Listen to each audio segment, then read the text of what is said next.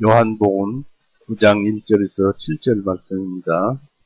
같이 읽어보시겠습니다. 읽습니다. 예수님께서 지나가실 때 태어나면서부터 맹인된 한 사람을 보십니다. 주님의 제자들이 주님께 여쭈어 말씀드리기를, 선생님, 이 사람이 맹인으로 태어난 것은 누구의 죄로 인함이니까?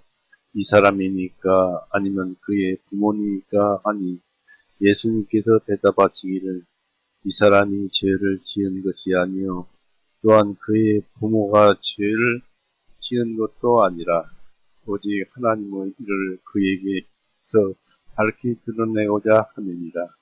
때가 아직 낮이매 내가 반드시 나를 보내신 분의 일들을 해야 하리라. 밤이 오리니 그때는 아무도 일할 수 없느니라. 내가 세상에 있는 동안에는 나는 세상의 빛이라 하십니다. 주님께서 이렇게 말씀하시고, 그분께서 땅 위에 침을 뱉어 침으로 집을 이겨서 그 맹인의 눈에 바르시고 그에게 말씀하시기를, 실로암은 못에 걷어 씻으라 하시니라. 실로암은 번역하면 보냄을 받았다는 뜻이라. 그러므로 그가 가서 씻고 보게 되어 왔더라. 같이 기도하시겠습니다.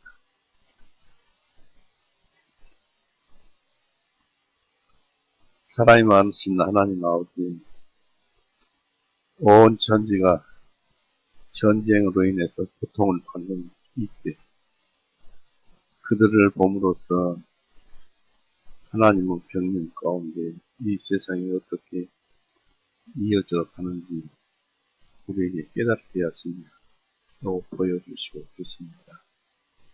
그러나 우리가 아직도 부족하여서 우리는 주님의 주신 성경 말씀도 다 알지 못합니다.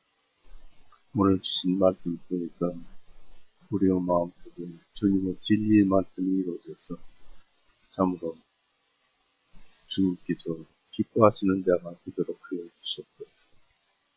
기뻐하는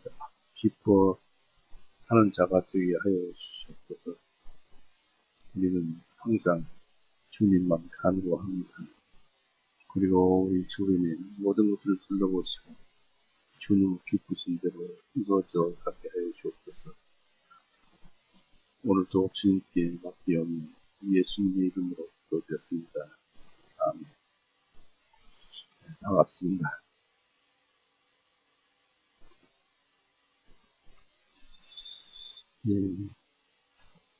요한복음 9장 말씀은 1절에서 7절 말씀은 맹인이 치유받는 눈을 뜨게 되는 그런 말씀입니다. 맹인은 빛을 즐기지 못합니다. 그러나 빛 가운데 있다가 빛을 보지 못한다면 어떻게 되겠습니까? 이것을 우리가 당하지 않았다는 것, 그런 것에 감사해야 할 것입니다.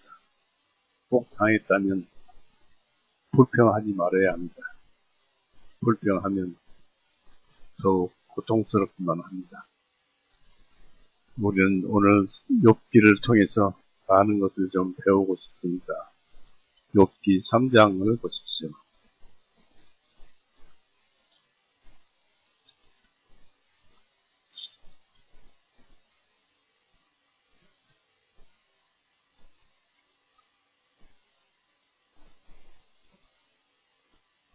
욥기 3장 20절에서 23절입니다. 그냥 읽어가 보겠습니다. 어찌하여 고난당하는 자에게 빛을 주시며 운이 괴로운 자에게 생명을 주셨는가? 이러한 자들은 죽음을 기다리나 죽음이 오지 아니하므로 땅을 파고 죽음을 구하기를, 숨겨진 보물을 찾는 것보다 더하다가 그들이 무덤을 찾게 되면 심히 기뻐하고 즐거워하지 아니하겠는가? 하나님께서 불로 막으셔서 길을 숨기신 자에게 어찌하여 빛을 주셨는가? 욥이 아무 그 까닭 없이 하나님께서 치셔서 자식들까지 싹 이렇게 죽게 하시고 또 거지가 되게 하셔서 길가에 앉아서 고통을 받는, 오면 온통 피부병이 걸려서 고통을 받는 그런 과정 중에서 어찌해서 나를 이 세상에 살게 하셨는가 라고 한탄하는 말씀입니다. 그런데 우리는 그런 고통을 극복할 수가 없어요. 그러나 참을 수는 있어야 합니다. 욥처럼 선한 자가 없었습니다. 그런 자도 고통을 당하니까 불평, 불만을 하더라는 얘기입니다. 30장을 보십시오. 욥기 30장.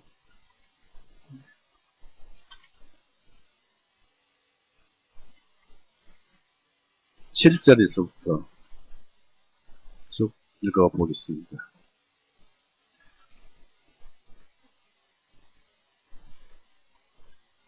숲풀 속에서 그들은 당나귀와 같이 부르짖으며 쓰레기 불들 아래서 그들은 함께 모였도다. 그들은 어리석은 자들의 자식들이요 참으로 비천한 자식들의 사람들의 자식들이라. 그들은 땅보다 더 천한 자들이었노라.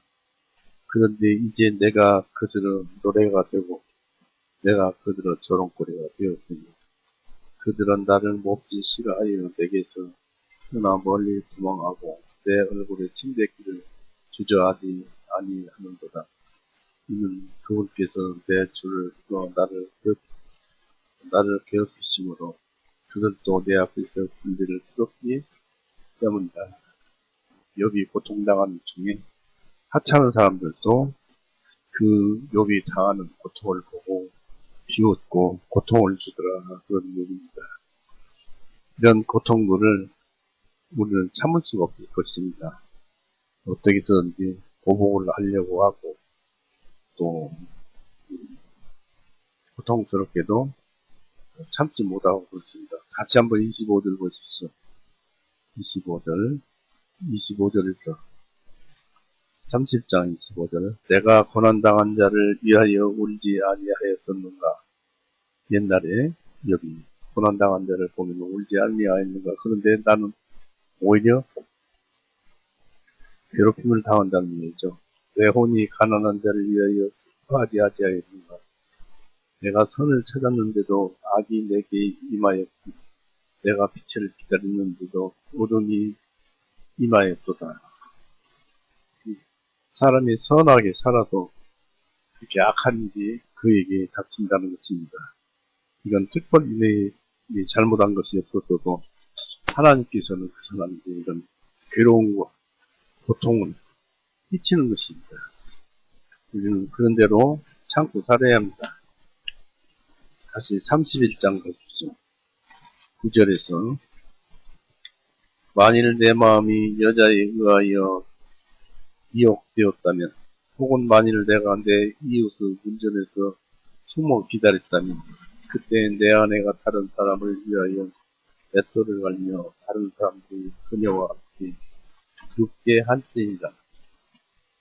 이는 이것이 가증한 범죄요 참으로 이것은 재판관들에게 처벌을 받아야 할 죄악이기 때문이다. 이는 이것이 멸망에 이르도록 소멸시키는 불이요 나의 모든 소산을 끝에 놓을 것이기 때문이다.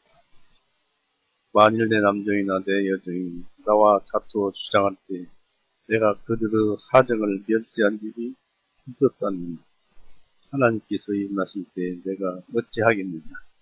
또 그분께서 오실 때 내가 그분께 무엇을 대답하겠느냐. 나를 모태에서 만드신 분이 그도 만들지 아니하셨겠느냐. 우리를 모태에 지으신 이가 한 분이 아니시냐 하였습니다. 고통과 자격이 참함 속에서 우리 출처를 얘기하고 있죠.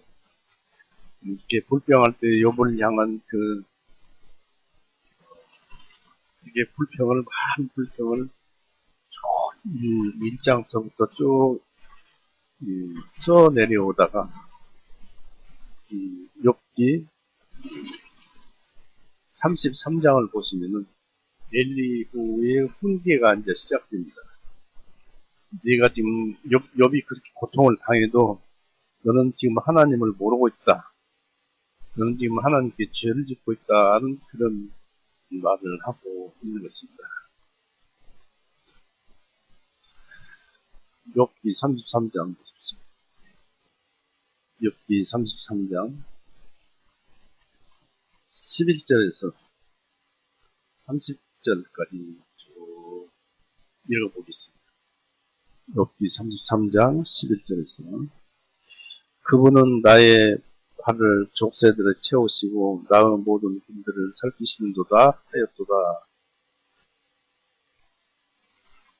보라, 이 점에 있어서 당신이 옳지 못하나니, 이제 엘리후라는 선지자가 욥에게 나무라는 것입니다. 이 점에 있어서 당신이 옳지 못하나니 하나님은 사람보다 더 크심을 내가 당신에게 답변하리라. 그러니까 길을 가다가 어디서 난데없이 돌멩이가 날아와도 그것을 참지 못하고 이게 화를 낸다면 잘못된 것이다. 돌 하나도 우연이 없고 그렇기 때문에 모든 것을 하나님께서 하시는 것이다. 그런 얘기 중에 나오는 답변입니다. 당신에게 답변하리라. 어찌하여 당신이 그분을 대적하여 다투느냐. 이는 그분께서 그분의 일들 중에 어떤 것도 설명하지 아니하시기 때문이다. 설명하지 아니하십니다. 이는 하나님께서 한 번 말씀하시고 참으로 두 번 말씀하셔도 사람은 그것을 깨닫지 못하는도다. 섭리 가운데서 말씀하시죠.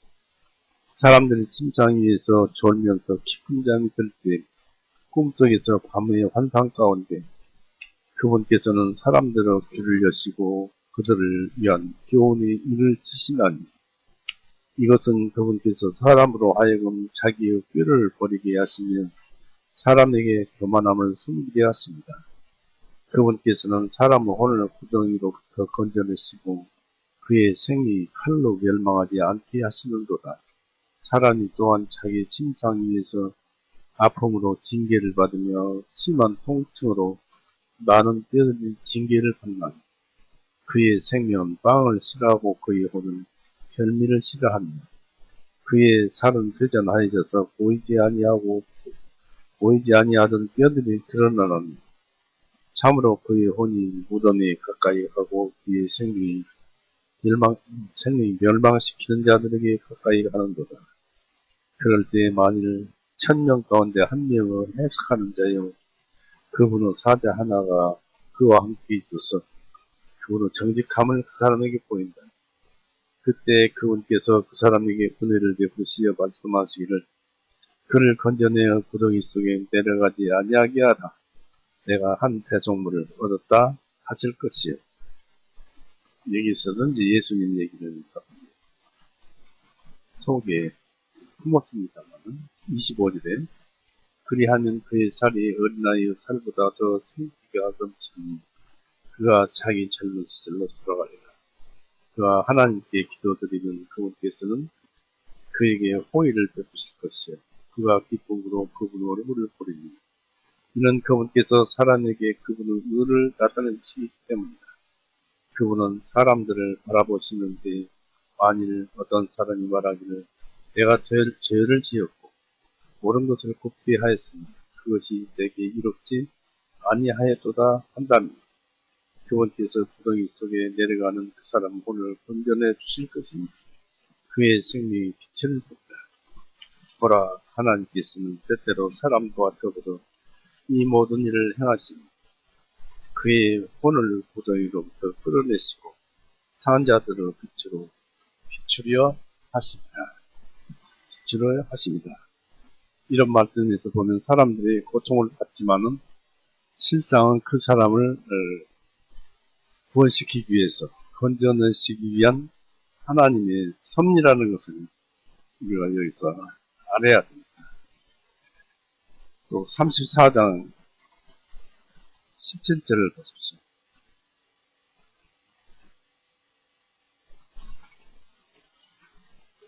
17절에 그분께서 의를 미워하시는 분이시라면 다스리겠느냐. 당신이 가장 정직하신 분을 정죄하겠느냐. 우리가 어떤 관계와 어떤 사정에 놓여 있더라도 하나님은 의로우신 분이라는 것입니다.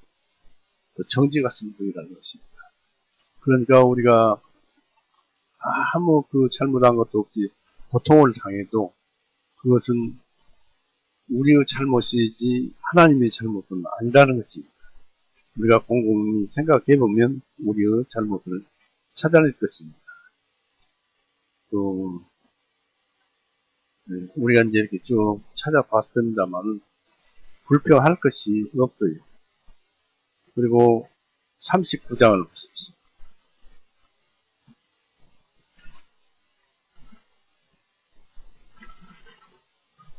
39장 10절에서 12절. 내가 유니콘을 줄을 묶고 고랑을 갈게 하기는 코뿔소를 맞다는데 내가 유니콘을 줄을 묶고 고랑을 갈게 하겠느냐, 아니면 그것이 너를 따라 골짜기로 해서 썰이질을 하겠느냐, 그것이 힘이 세다고 하여 네가 그를 신뢰하겠느냐, 아니면 내가 내 수고하는 일을 그에게 맡기겠느냐. 너는 그것이 내 씨앗을 집으로 가져오고 네 씨앗을 곳간에 모아들 것이라고 믿느냐.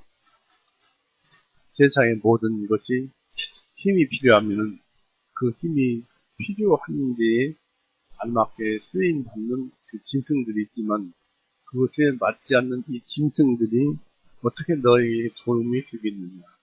세상에는 그런 것들이 많다는 얘기입니다. 그런 얘기를 하시면서 우리에게 세상을 보는 눈, 하나님의 섭리를 알게 하는 눈을 우리에게 이제 조금씩 띄워줍니다. 40장 1절에서부터 보겠습니다. 이제 1절에서 봅니다. 이제 욥이 하나님의 섭리의 역사하심의 신기함을 알았어요. 그래서 욥기 1장 1절에 또한 주님께서 욥에게 대답하여 말씀하시기를 전능하신 분과 더불어 다투는 자가 그분을 가르치겠느냐.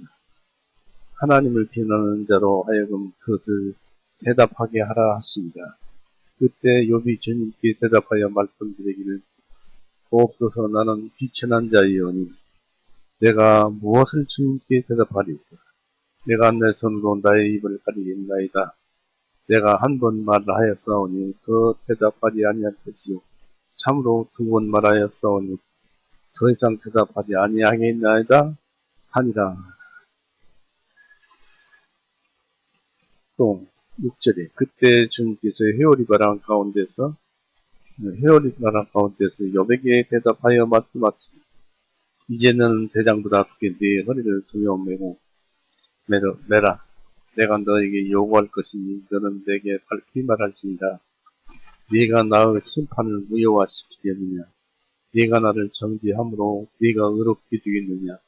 네가 하나님과 같은 팔을 가졌느냐. 아니면 네가 그와 같은 목소리로 뇌성을 울리겠느냐. 하나님은 하실 수 있는 능력을 이렇게 말로서 표현을 하실 것입니다. 이름으로써 이제 완전히 욥이 하나님이 어떤 분이신가를 알았어요.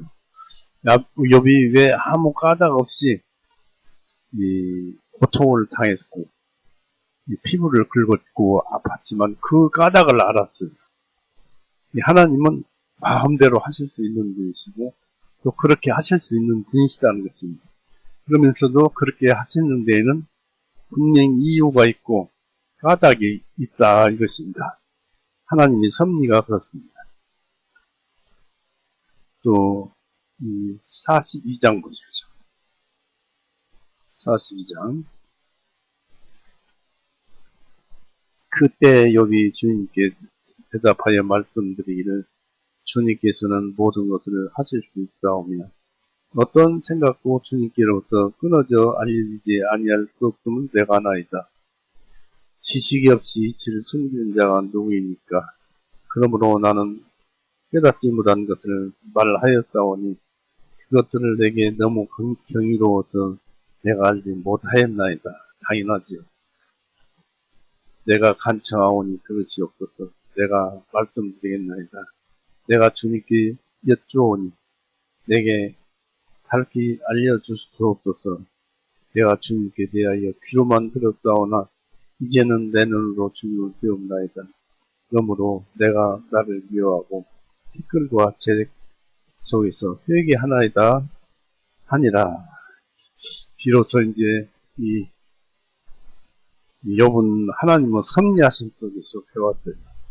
나에게 고난이 왜 주어지는가?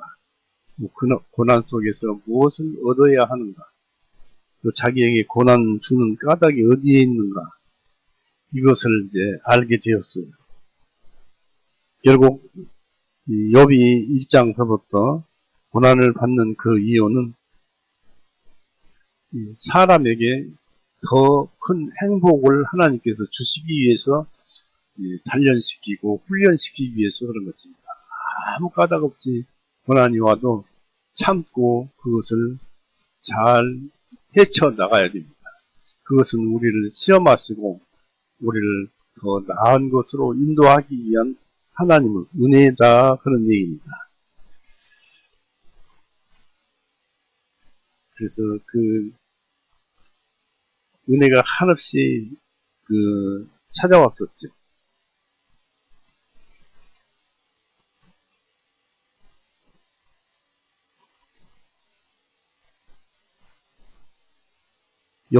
욥기 42장 9절서부터 보겠습니다.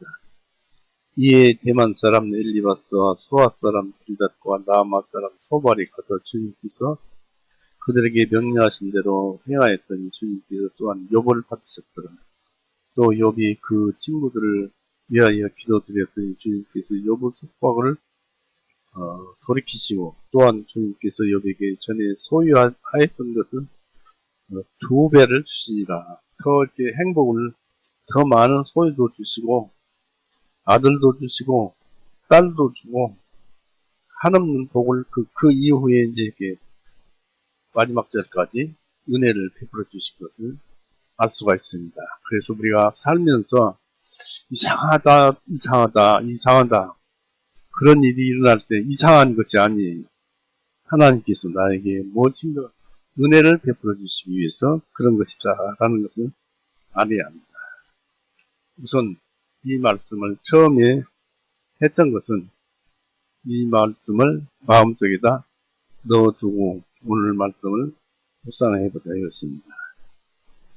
요한복음 9장 본문에서 날 때부터 맹인된 자를 주님은 고치셨습니다. 예수님께서 이 맹인을 제자들 앞에서 예의주시하자. 볼까요?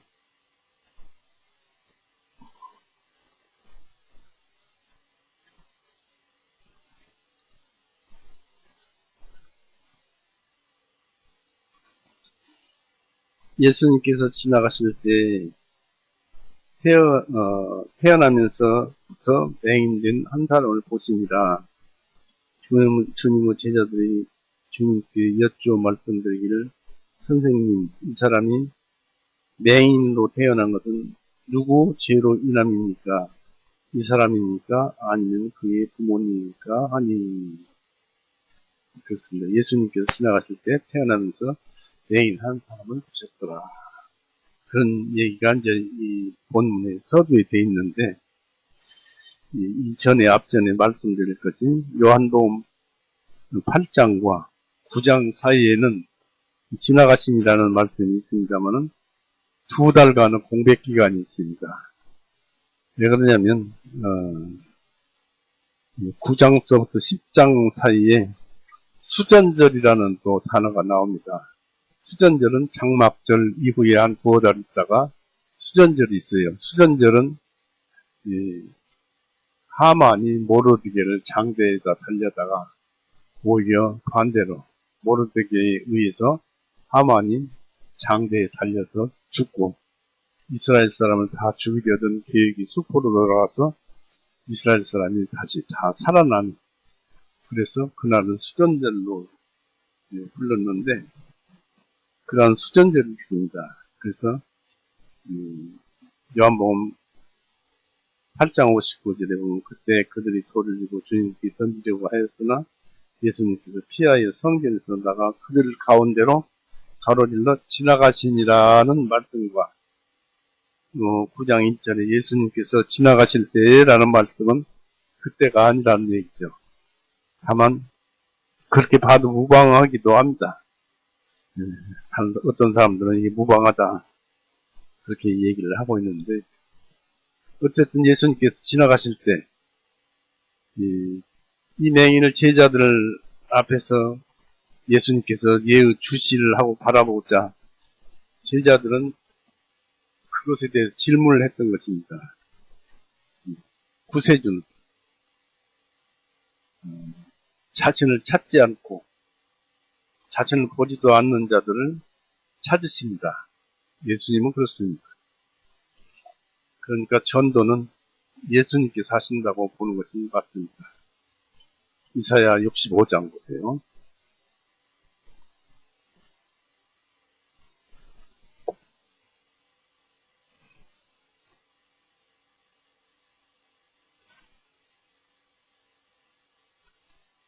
우리가 아무리 찾아도, 구원받을 자를 아무리 찾아도 예수님께서 보내주시지 아니하면 방법이 없어요.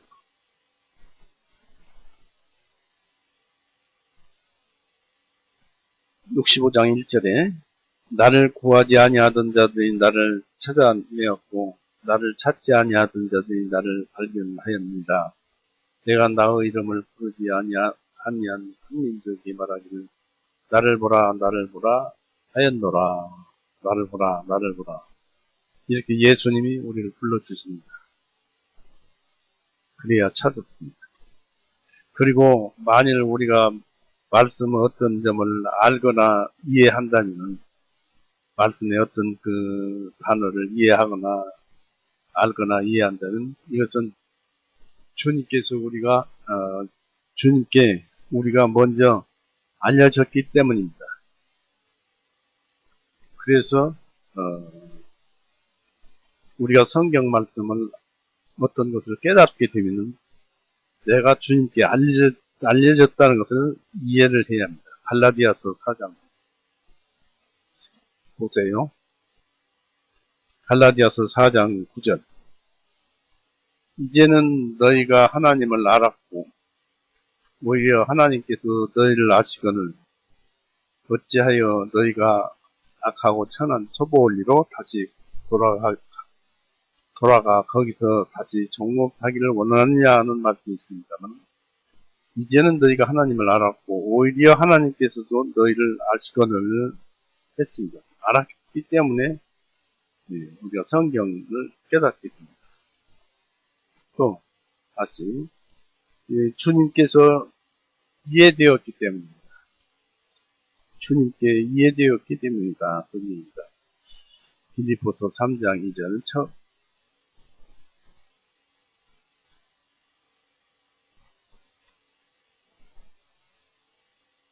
3장 2절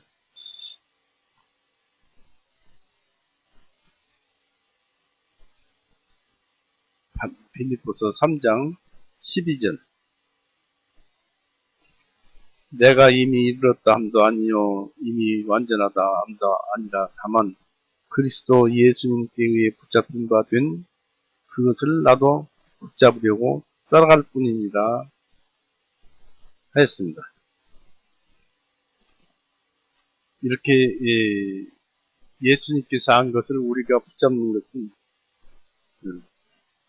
우리가 주님께 이해되었기 때문입니다. 그런 것들을 미리 넣어두고 2절을 보십시다. 요한복음 9장 2절 주님의 제자들이 주님께 여쭈어 말씀드리기를 선생님 이 사람이 맹인으로 태어난 것은 누구 죄로 인함입니까? 이 사람입니까? 아니면 그의 부모님입니까? 하니 그랬습니다. 날 때부터 맹인인 것을 어떤 이유로 제자들은 알고 있었습니다. 그리고 진부한 캐캐 묵은 질문을 제자들은 예수님께 하였습니다. 선생님, 이 사람이 맹인으로 태어난 것은 누구 죄로 인함입니까? 곧 부모 죄인지 맹인의 죄인지를 물었습니다. 질문의 의도는 맹인된 것은 분명 악행에 대한 벌이었을 것이라고 생각하고 물었습니다. 우리가 대부분 죄는 악행에서 발현됩니다. 욥기 33장 아까 봤죠? 한번 찾아볼까요? 또 다시 여러 군데를 찾아보겠습니다.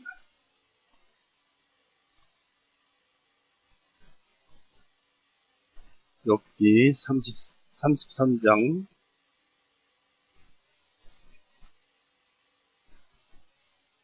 19절. 사람이 또한 자기 침상 위에서 아픔으로 징계를 받으며 심한 통증으로 많은 뼈들이 징계를 받나니, 나쁜 짓을 하다가 하나님으로부터 징계를 받는 것이 병이다, 그런 얘기죠. 다시 시편 103편을 보십시오.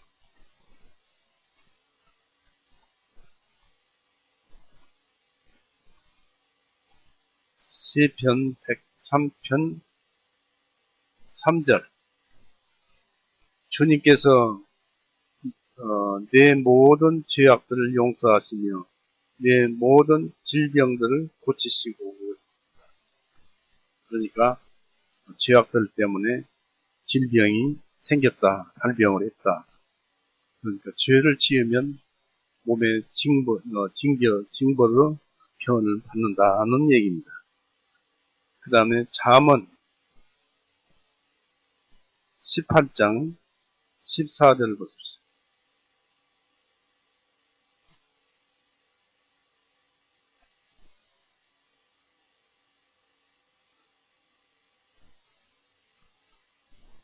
사람의 입의 말은 깊은 물들과 같고 지혜의 원천은 흐르는 시냇물과 같으니라 했습니다. 재판에서 사악한 자들은 편들고 의로운 자를 패소하게 하는 것은 선하지 못합니다. 또 어리석은 자의 의술은 다툼을 일으키고 그 입은 매를 불러들이니라 했습니다.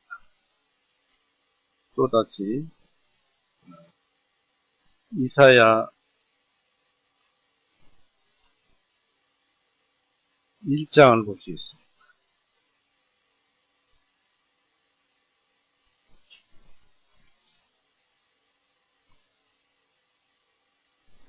일 장 5절. 너희가 어찌하여 더 맞으려 하느냐? 너희가 더욱더 반역하려 하나니 온 머리는 병들었고 온 마음은 비진하였도다. 더 맞는 이유는 죄 때문에 하나님으로부터 맞는다는 얘기를 하고 있습니다. 모든 것이 죄로 인해서 병이 옵니다. 호세아서 또 찾아볼 수 있습니다.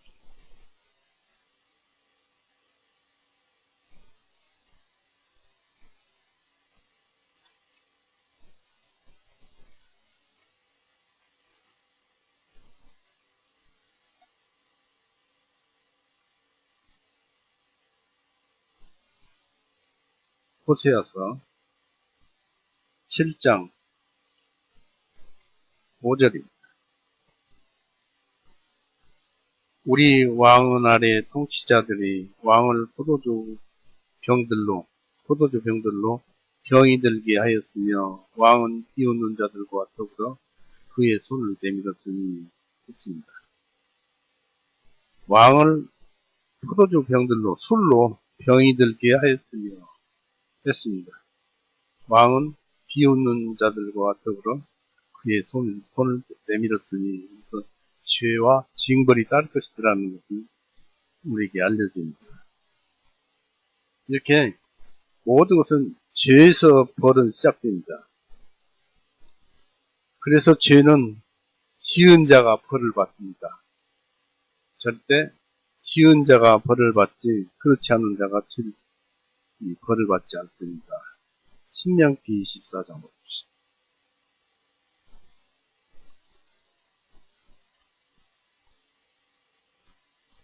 신명기 24장 16절. 아버지는 자식들로 인하여 죽임을 당하지 아니할 것이며 자식들도 그 아버지로 인하여 죽임을 당하지 아니할 것이다. 모든 사람은 자기 자신의 죄로 인하여 죽임을 당하리라 했습니다. 그래서 모든 죄는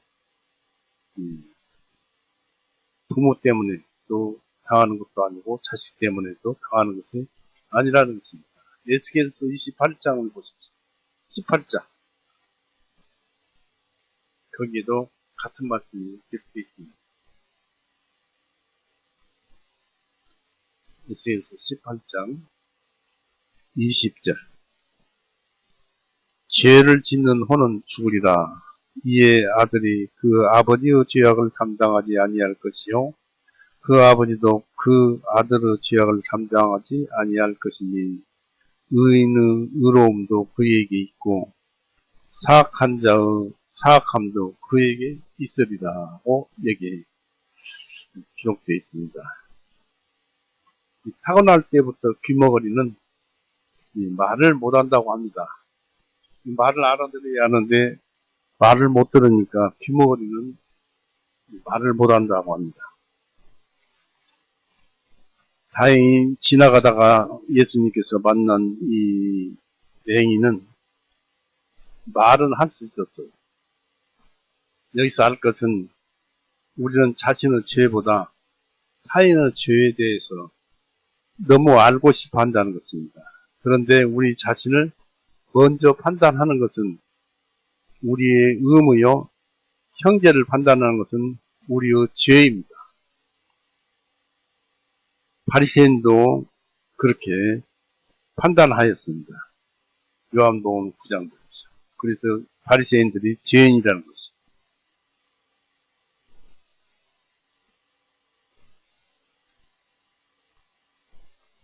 요한복음 9장 24절.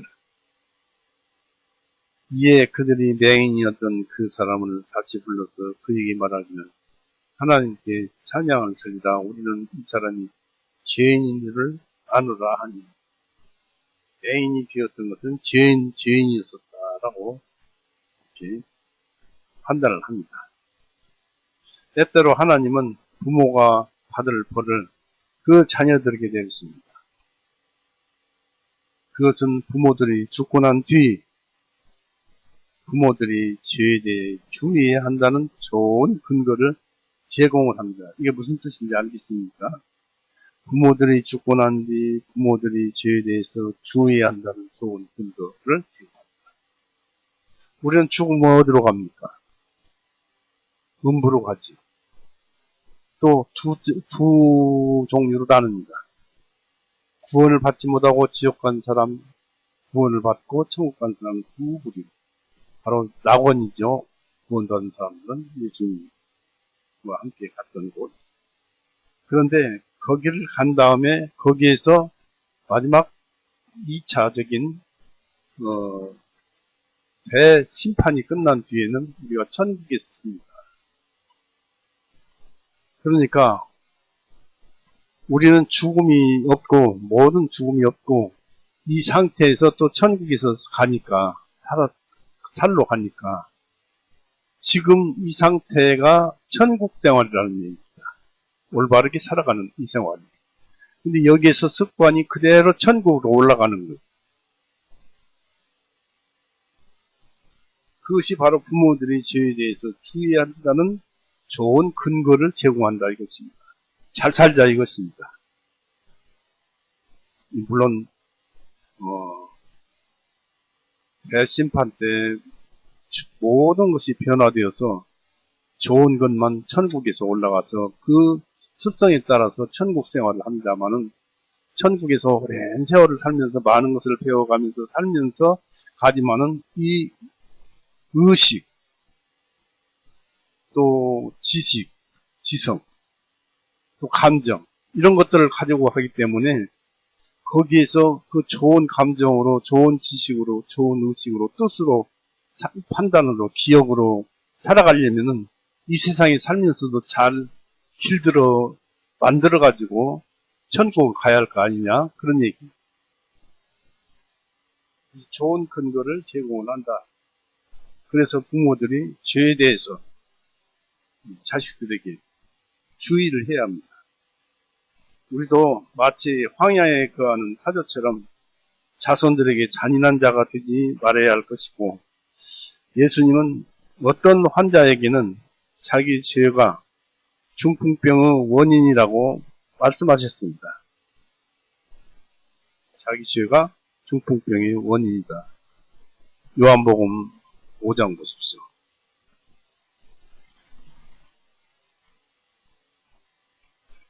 5장 5절에서 6절.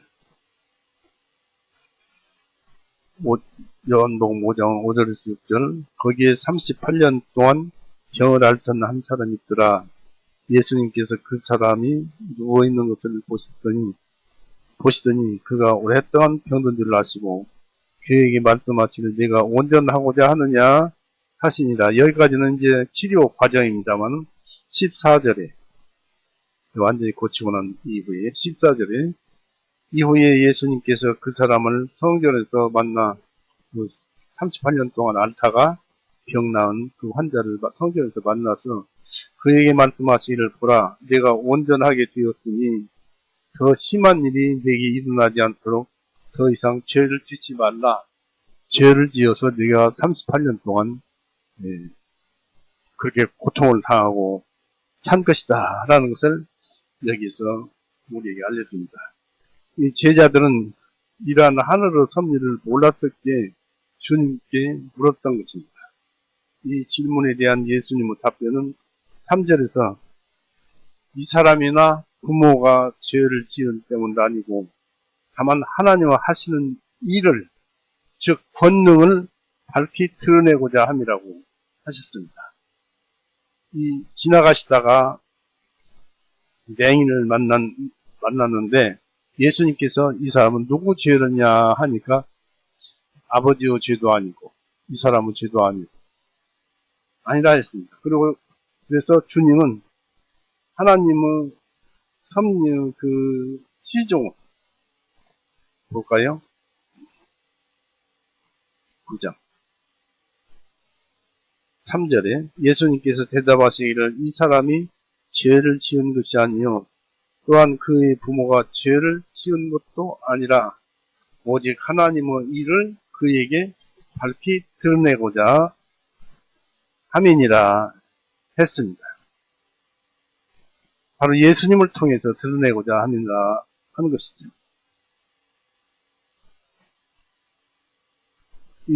예수님은 하나님의 섭리의 시종을 시작과 끝을 한순간에 다 알고 보십니다.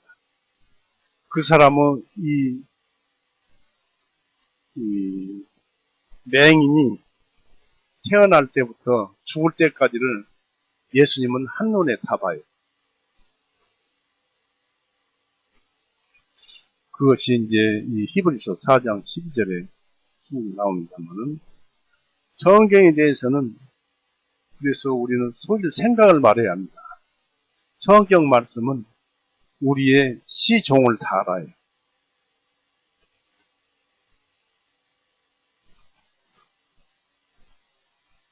모든 벌이 반드시 죄의 대가로서 내려지는 것은 아니라는 사실입니다. 이 맹인에게 나타나 있듯이 그러나 인간 삶 속에서 일어나는 모든 비참함은 하나님이 내리신 것이라고 해도 사람은 하나님께 원망할 말이 없습니다. 우리가 욥기서에서 많이 지금까지 읽어와봤죠.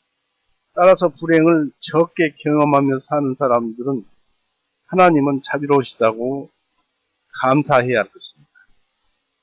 그리고 불행을 많이 당하는 사람들이 하나님을 부당하신 분이라고 말해서는 안 됩니다. 우리가 보기에 궁금하게도 많은 사람들이 다른 사람들보다 더 큰 죄를 짓지 않았음에도 자신들이 그들보다 더욱 비참하게 되는 경우가 흔히 있다고 생각합니다. 그 이유는 그가 죄인이든가 그들 부모가 죄인이기 때문만은 아닙니다. 또 하나님께서 그에게 이런 고난을 주신 것은 타인은 못 보지만 그 사람만 볼 수 있는 특별한 죄가 있어서 그런 것도 아닙니다. 우리는 어떤 사람이 더 큰 고통을 받는 것은 그가 더 큰 죄일 것이라고 판단하는 그 여보 친구가 되는 것을 삼가해야 합니다. 이것은 우리가 하나님의 지신 자들을 박해하는 것일 뿐만 아니라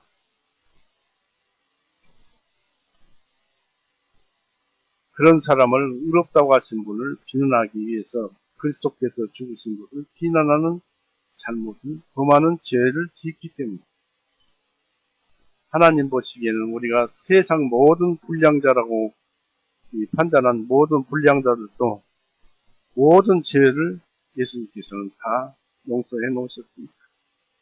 죄인들은 이 까닭을 알아야 할 것입니다.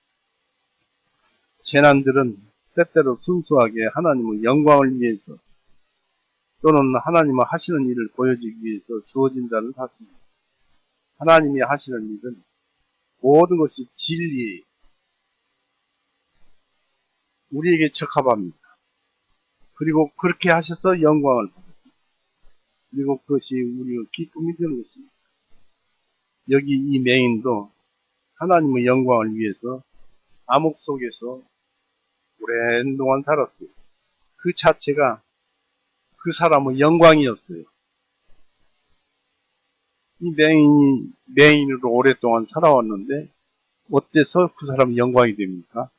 하나님의 뜻에 의해서 하나님의 경륜에 의한 섭리에 의해서 그렇게 오랜 동안 하나님의 뜻에 보조를 맞춰서 살아왔기 때문에 그 자체가 살아온 삶이 그 맹인의 영광이었어요.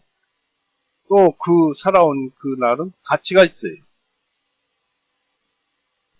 이 사건은 하나님의 속성이 맹인에게서 나타나게 하기 위함이었습니다. 하나님이 죄인에게 형벌을 가하시는 것도 불행 중에 있는 불쌍한 사람을 돕는 것을 통해서 영광과 권능을 나타내는 것도 모두가 하나님의 영광을 나타내는 것입니다. 우리가 그런 일에 쓰임받았다는 것은 그저 아멘 할 뿐입니다.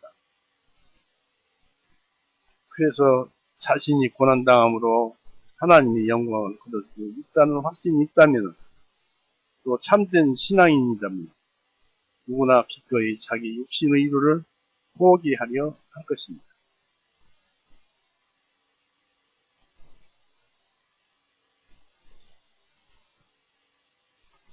많은 뜻이 이 속에 숨어 있습니다만은 참된 신앙인이라도 죄를 많이 짓습니다. 그래서 하나님 징계를 받습니다. 징계를 받아서 고통스러운 삶을 살아갑니다.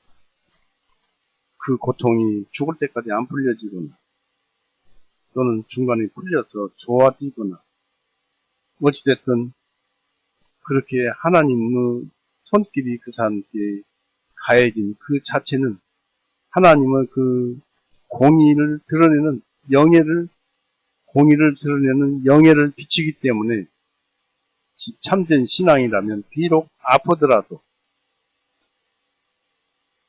자기 자신의 위로를 포기를 하려 할 것입니다. 사람 각자에게는 하나님의 뜻이 그 사람에게 나타나게 하십니다.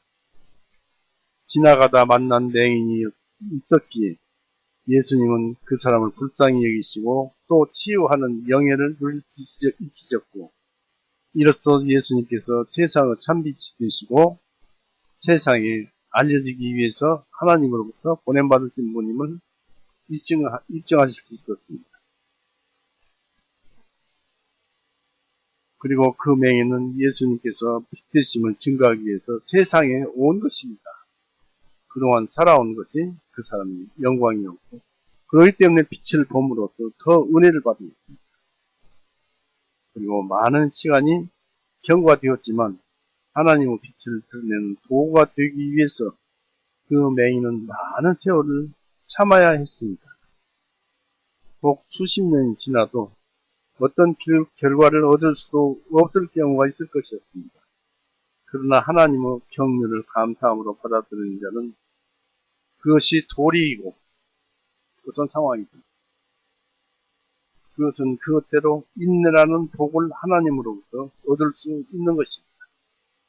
주어진 조건에서 최선을 다해서 하나님을 믿으면서 선을 쌓는 것이 그것이 하나님께 영광을 돌리는 것입니다.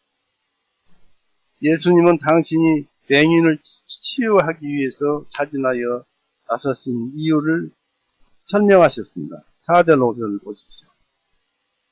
요한복음 9장 4절 5절을 때가 아직 낮음에 내가 반드시 나를 보내신 분으로 일들을 해야 하리라. 밤이 오리니 그때는 아무도 일할 수 없느니라. 내가 세상에 있는 동안에는 나는 세상의 빛이라 하시니라 했습니다.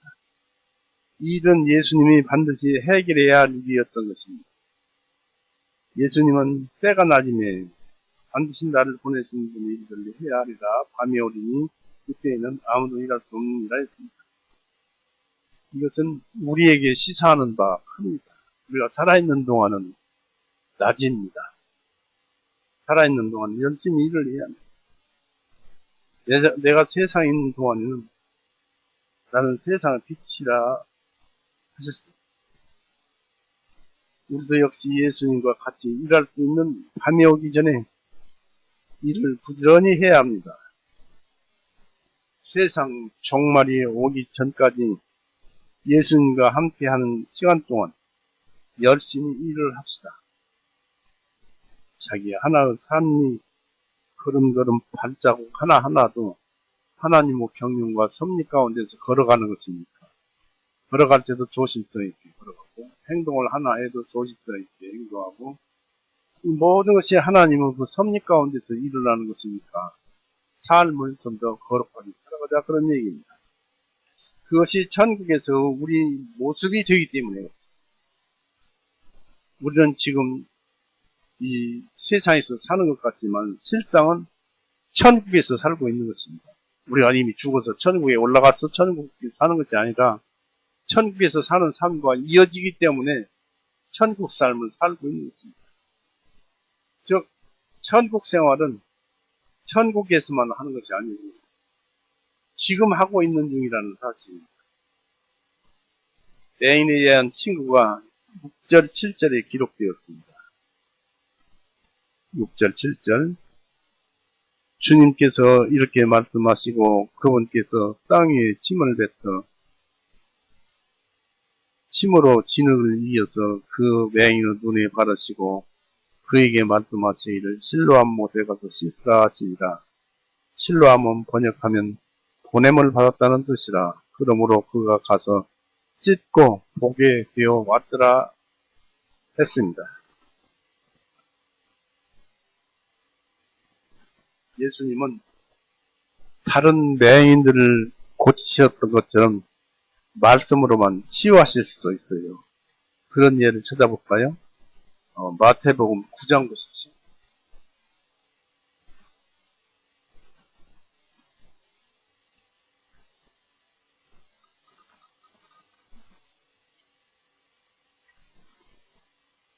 마태복음 9장 27절, 28절.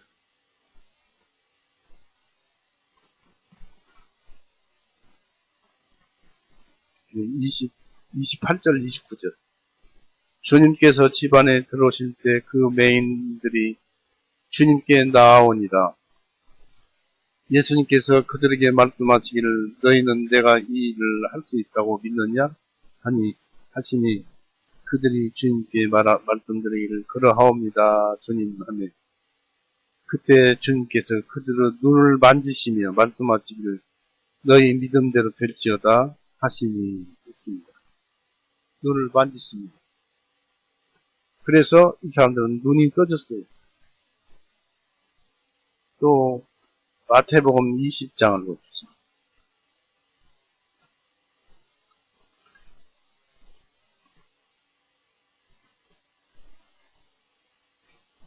(30)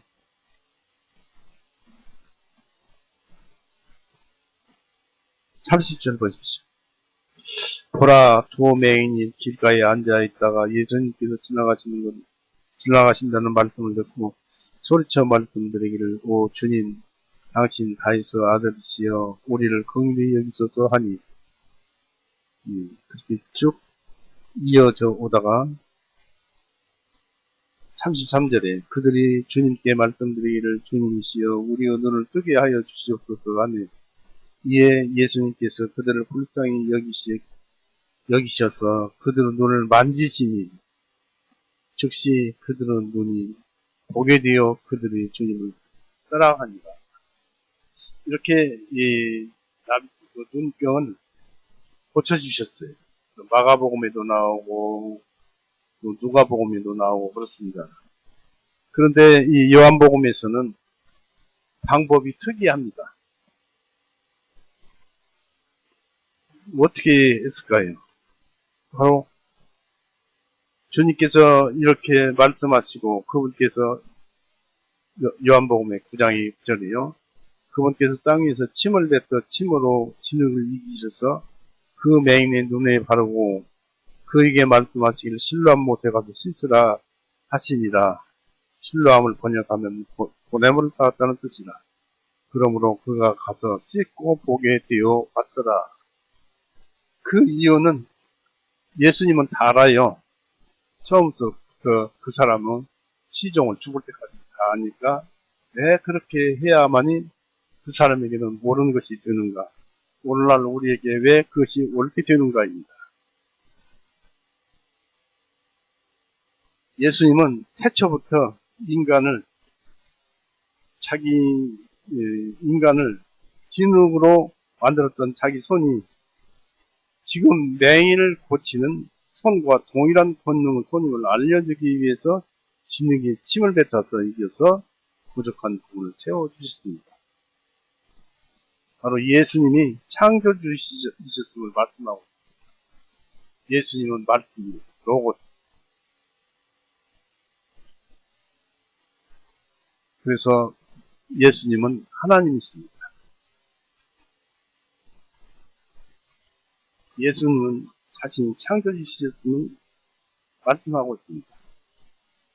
한편 이것은 오늘날 우리에게 예수님의 은혜로서 마음의 눈들이 치료되고 깨닫게 된다는 것을 표현하고 계셨습니다. 복음의 의도는 눈을 열게 하기 위한 것입니다. 사도행전 26장 성경이 말씀 치료약이에요. 치료 방법이고 사도행전 26장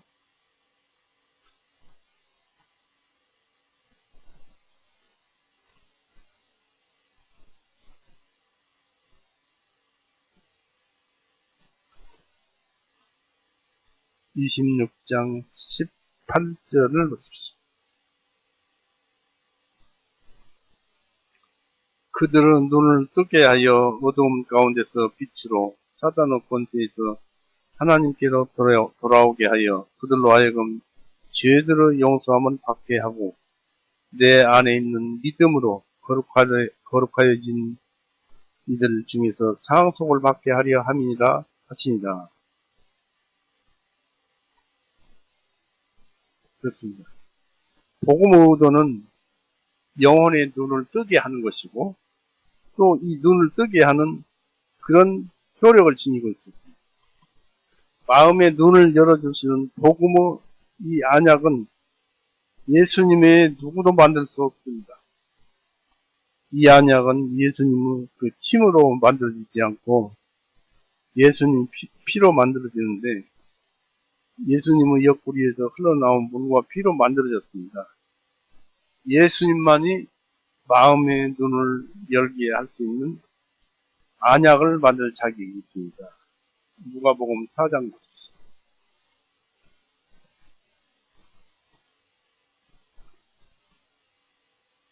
누가복음 4장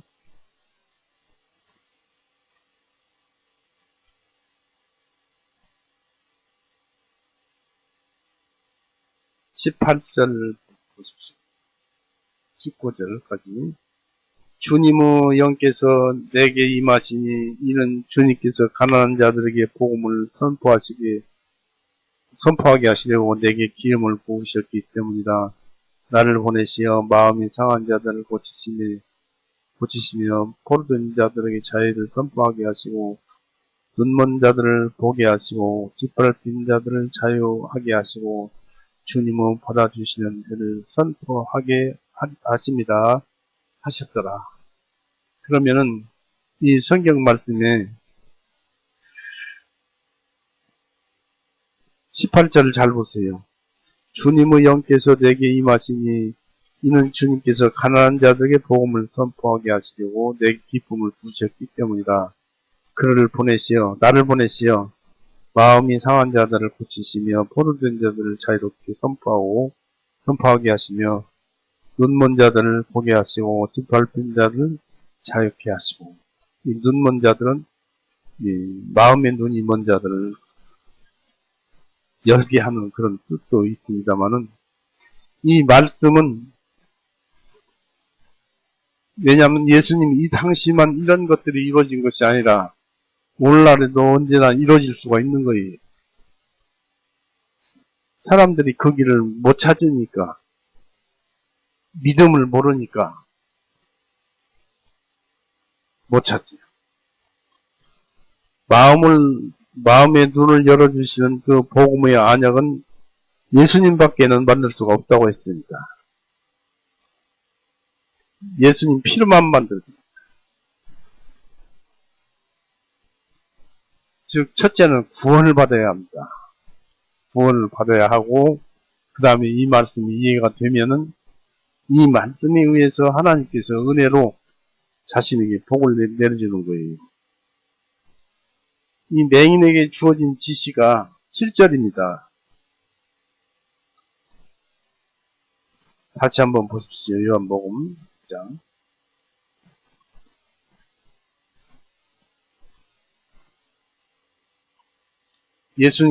주님께서 말씀하시고 했는데 7절에 주님께서 그에게 말씀하시기를 실로암은 못에 가서 씻으라 하십니다. 실로암은 번역하면 보냄을 받았다는 뜻이라. 그러므로 그가 가서 씻고 보게 되어 왔더라 그랬습니다. 씻으라고 했습니다. 실로암 못에 가서. 치유 그 효과를 내는데 눈을 씻는 일이 필요했다는 얘기가 아닙니다. 그러나 예수님은 그 지시를 통해서 그의 순종을 시험하려 했다 이것입니다. 얼마나 그가 예수님을 믿는지, 정말 자기의 병이 나을 것인지 말 것인지 믿는지. 만약에 그 흙에다 침 뱉어서 이겨가지고 눈에다 바르는데 실로암 못에 가서 씻으라고 했는데 이게 무슨 치료약이 될까 하고 안 믿었으면 이 사람은 눈을 못 떴습니다.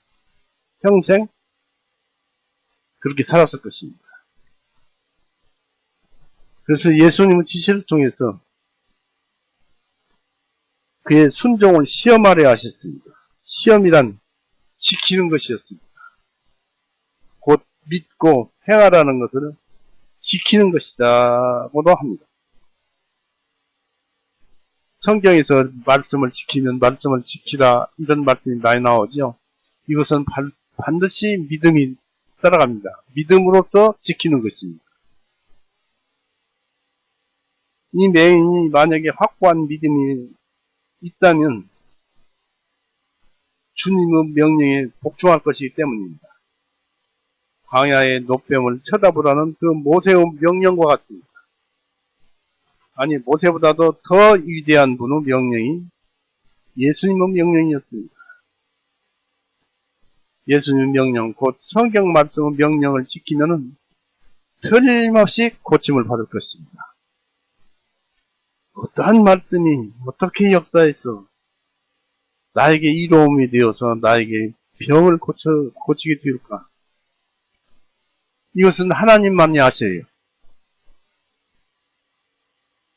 그러니까 성경을 보고 또 보고 구원을 받고 보고 또 보고 오면 어떤 말씀에인지 자기의 신금을 올리는 그 말씀에 의해서 모든 것이 나아지고 또 나아지고, 만약에 그렇게 해서 병이 안 나아진다면은 그렇게 살아온 그 역사, 그 사람의 삶의 생 또는 그동안의 책을 보는 그것이 하나님의 섭리에 의해서 그 사람에게는 영광이 됩니다.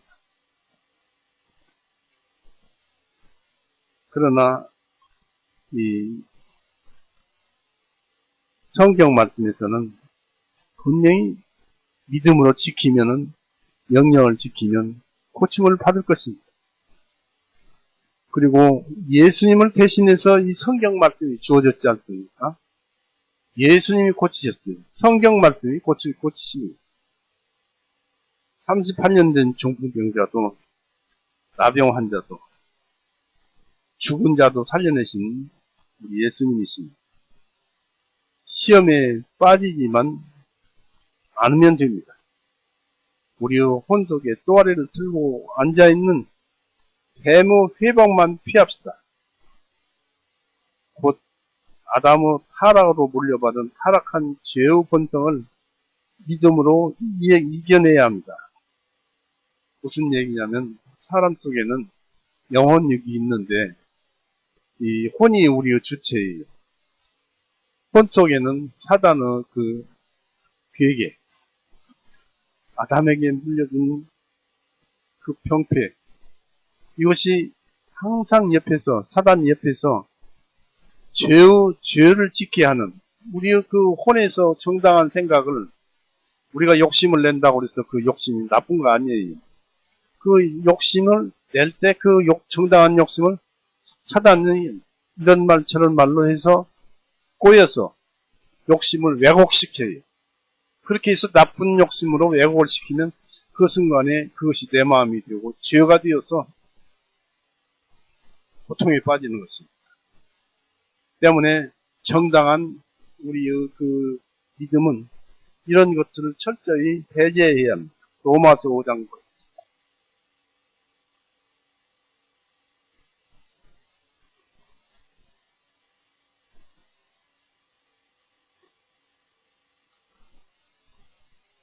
로마서 5장 18절.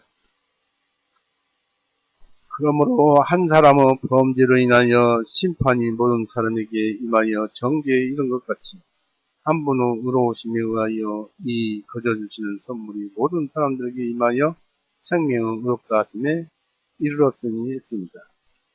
여기에서 모든 사람들에게 임하여 정죄에 이른 것 같이 했습니다. 사람은 태어나는 순간에 그 죄가 따라붙어서, 아담의 그 타락한 죄의 본성이 따라붙어서 태어나자마자 나쁜 짓부터 하려고 그래요. 안 가르쳐줘도 나쁜 짓을 잘합니다. 이것이 죄입니다. 사람은 구원을 받았어도 자기 혼속의 의지점, 감정과 의지와 지성과 기억과 판단과 이런 모든 것이 함께 있어도 그 정당한 생각을 왜곡시켜가지고 바꾸는 데는 사단이 아주 1등입니다. 그런데 그것을 이기면은 죄는 안 지어요. 그런데 이기지 못해서 거꾸로지고 그렇습니다. 그래서 저는 야고보서 1장 13절 말씀을 참 좋아합니다. 사람이 자기 자신의 욕심에 이끌려, 자기 자신의 욕심에 이끌려는 이미 아담의 죄의 본성이 자기의 정당한 욕심, 욕망을 왜곡시켰기 때문에 자기 자신의 욕망은 악한 것이고 욕심이 되고, 그런 자기 자신의 욕심에 이끌려서 유혹을 받을 때 미혹에 빠져 않는 됐습니다. 우리는 늙어 죽을 때까지 그것과 싸워야 됩니다. 그러나 천국에 가면 그것은 없어요. 그러나 우리의 삶의 방식이나 습관이나 행동은 이 세상에서 배워서 가지고 가니까, 이 세상에서 천국 삶은 살고 있으니까 그런 것들은 주의해서 살자는 얘기죠. 구원받은 자 구원받은 자나 안 받은 자나 방법은 같습니다. 죄에서 벗어나는 방법 찾면서 하나님은 긍휼하심을 얻읍시다. 하나님은 사람을 지극히 사랑하십니다. 그래서 사람은 왜 하나님께서 사람을 지극히 사랑하실까요? 이 최근에서 이제 성경 말씀도 듣고 깨닫고 해서 또 직접 겪어보니까 이제 배웠는데, 제가 이제 손녀딸을 보았잖아요. 어리잖아요. 연약하잖아요. 약하잖아요. 모든 면에서 부족하잖아요. 그런데 그런 어린아이가 그렇게 사랑스럽더라 이것입니다.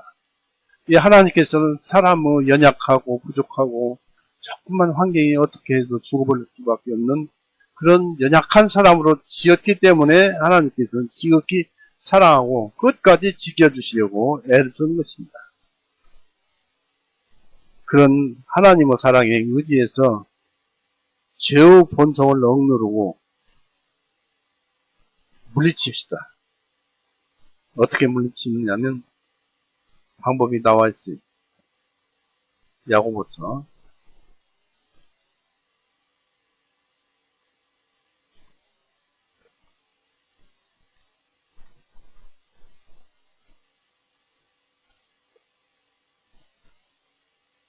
4장. 야고보서 4장입니다. 7절.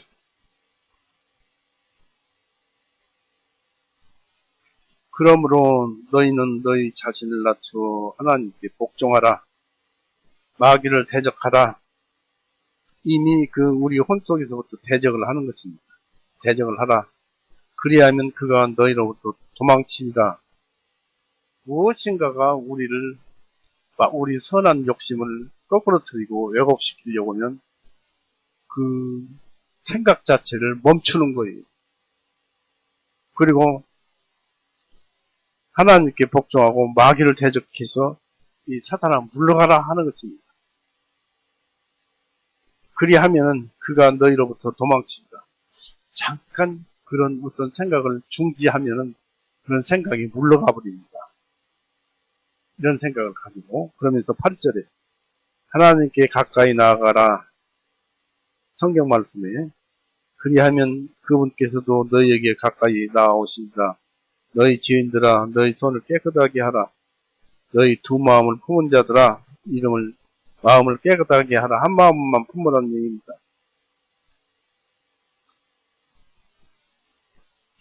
괴로워하고 애통하며 울지어다. 너희 웃음을 애통으로 너희 기쁨을 근심으로 바꿀지어다.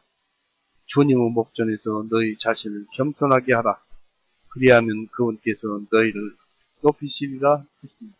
항상 우리는 이와 같은 자세로 사는 것이 올바른 인생 삶인가 합니다. 그렇게 생각을 합니다. 그래서 우리는 이 세상을 이겨나가는 것은 역시 하나님께 기도하고 그러한 방법으로 나갈 수밖에 없다 하는 것을 말씀을 드리면서, 방법은 성경 말씀밖에 없어요. 말씀으로 깨우쳐서 그렇게 살아갑시다. 오늘은 이렇게 해서 여기까지 말씀으로서 마치겠습니다. 같이 기도하시겠습니다. 사랑이 많으신 하나님 아버지, 언제나 주님의 말씀을 입에 올리지만 늘 부족합니다.